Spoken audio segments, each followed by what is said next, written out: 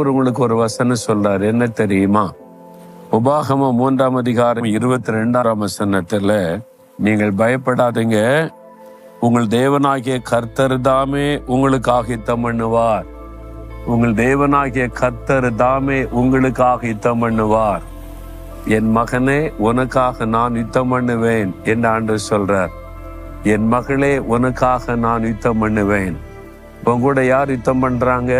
வீட்டுக்குள்ள, வெளியில, வேலை செய்யற இடத்துல, பிசினஸ்ல, அல்லது உங்களுடைய ஊழியத்துல யாரும் யுத்தம் பண்றாங்களா உங்களுக்கு விரோதமா? நீ ஒன்னும் பயப்படாத. அவங்க எப்படிப்பட்ட ஆளாவும் இருக்கலாம். கர்த்தர் உனக்காக யுத்தம் பண்ணுவார்.